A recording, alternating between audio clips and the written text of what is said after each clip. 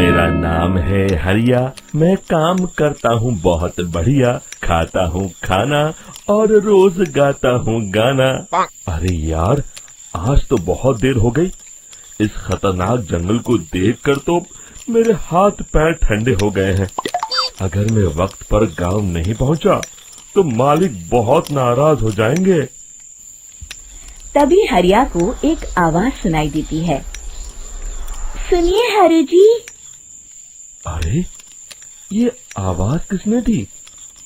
तभी हरिया को सामने कुछ दूर एक औरत खड़ी दिखाई देती है। अरे भाई, ये औरत अकेली इतनी रात को इस जंगल में क्या कर रही है? चलकर पूछना पड़ेगा। फिर हरिया अपनी बैलगाड़ी उस औरत के सामने लाकर रोक देता है और उससे पूछता है। अरे सुनिए, आप इतनी रात को इस खतरनाक जंगल में अकेली क्या कर रही हैं? तभी वो औरत मीठी आवाज में कहती है, अरे हरु जी, आप आ गए। मैं कब से आपका इंतजार कर रही थी। वैसे तो यहाँ से काफी लोग गुजर चुके हैं, लेकिन मैं खास आपका इंतजार कर रही थी। अच्छा, तुम सच कह रही हो? मुझे तो यकीन नहीं हो रहा है। वो क्या है ना, आज तक किसी ने मुझसे इतने प्यार से बात नहीं की। हाँ हाँ हरु जी, मैं सच कह रही हूँ। अब देर मत करिए और जल्दी से मुझे मेरे घर तक छोड़ दीजिए। हाँ हाँ, कौन सी बड़ी बात है, अभी छोड़ देता हूँ। आप मेरे पीछे बैलगाड़ी में बैठ जाइए और मुझे रास्ता बताते चलिए। फिर वो औरत हरिया की बैलगाड़ी में बैठ जाती है और हरिया बैलगाड़ी हाँकता हुआ आगे चल पड़ता है। फिर उस औरत के बताए हुए रास्ते पर चलते चलते हरिया बैलगाड़ी लेकर एक काली गुफा के आगे आकर रुक जाता है। हरिया उस औरत से पूछता है, हाँ देवी जी, आपका घर कहाँ है? यहाँ तो एक गुफा के अलावा और कुछ नहीं है। तभी अचानक वो औरत हवा में उड़ने लगती है। देखते ही देखते उसका सुंदर रूप एक डरावनी चुड़ैल में बदल जाता है और वो जोर जोर से हंसती है। अरे तू तो एक नंबर का बेवकूफ निकला।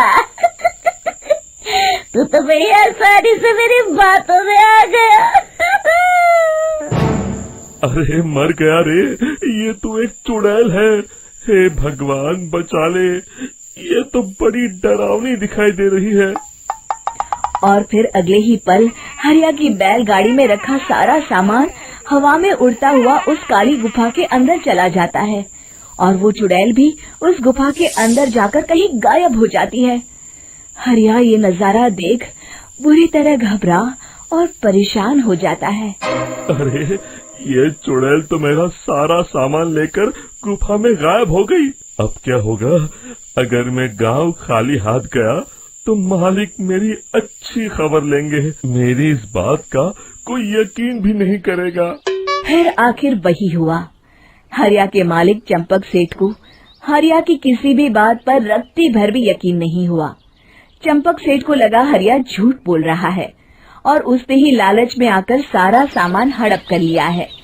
फिर हरिया को बेईमान समझकर चंपक सेठ उसे काम से निकाल देता है।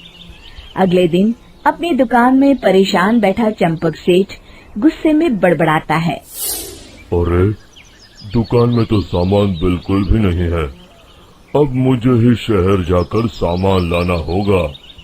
फिर वो अपनी बैलगाड़ी लेकर शहर चला जाता है। शहर से सामान लेकर जब चंपक सेठ वापस गांव लौट रहा होता है, तभी उसे एक आवाज सुनाई देती है।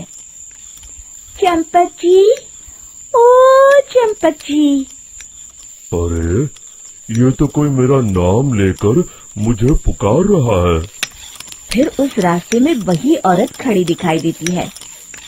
फिर क्या था, हरिया की तरह चंपक सेठ भी उस औरत के पास अपनी बैलगाड़ी लेकर जाता है और वो भी उसकी चिकनी चुपड़ी बातों के मुंह जाल में फंस जाता है। फिर चुड़ैल उसे भी अपनी गुफा तक ले जाती है और उसका सारा सामान लेकर गुफा में गायब हो जाती है। बेचारा चंपक सेठ लाचार होकर खाली हाथ गांव लौट आता है। फिर ये उस जंगल में रोज की बात हो जाती है।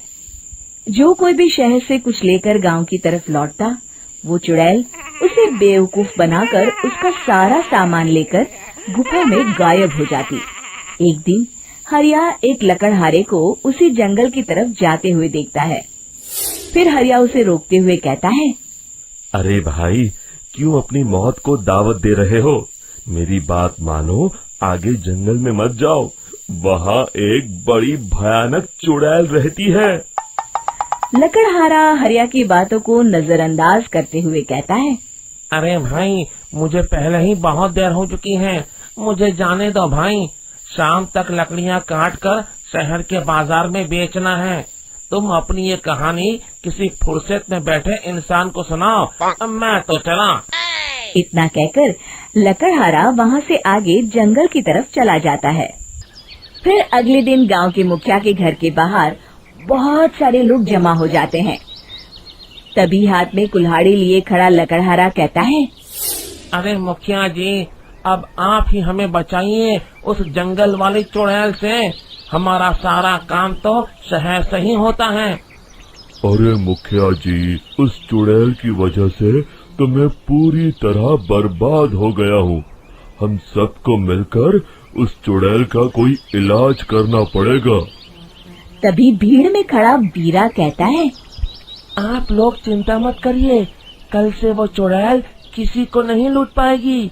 मेरे पास एक बहुत अच्छी तरकीब है।